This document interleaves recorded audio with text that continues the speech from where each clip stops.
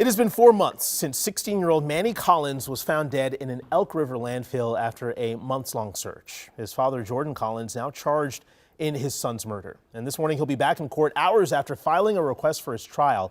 Michelle Beck explains. Well, I do have the letter in front of me filed in the last 24 hours. Jordan Collins' public defender asking the judge to take the trial out of Anoka County. Defense argues they cannot have a fair and impartial trial there. The reason, defense cites, quote, overwhelming media coverage and thus prejudicial pretrial publicity. It's not just news outlets that Collins has a problem with, it's also social media posts, according to the letter made by family members of his late son, Manny. Defense calls that incriminating as it made its way online.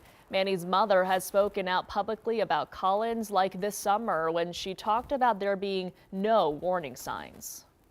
I never saw them signs. I've been knowing this guy since I was 14 years old. He needs to feel every bit of what he's done. Think about it every day.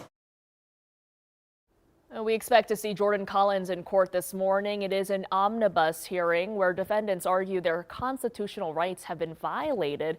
Jason will watch for that. That is scheduled for 11:30 this morning. When this trial does kick off, it's sure to be pretty emotional for these families. Michelle, thank you very much. We have new details this morning from the Department of Homeland Security, confirming 14 people were arrested for immigration violations during the ICE raid in St. Paul this week. In an emailed statement, they say ICE Homeland Security investigators arrested them while executing a federal search warrant. That includes one person with past domestic abuse charges and someone who illegally re-entered the U.S. The DHS has not confirmed the identities of those detained.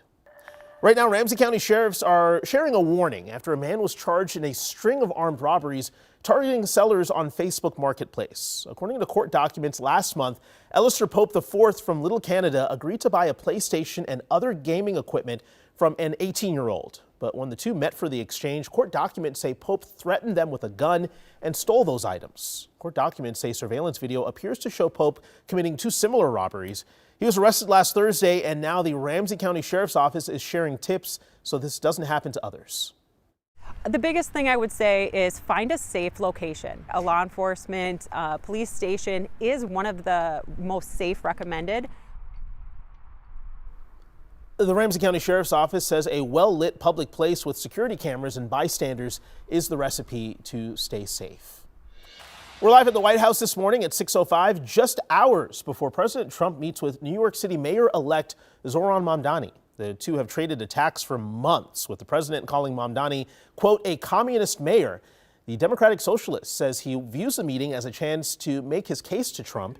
In an interview yesterday, Mamdani says his main goal is to talk to the president about New Yorkers struggling to afford living in the city. Their meeting is scheduled for 2 p.m. This morning kicks off the busy Thanksgiving travel period. That's according to Airlines for America. And this morning, MSP is preparing for a busy next couple of weeks.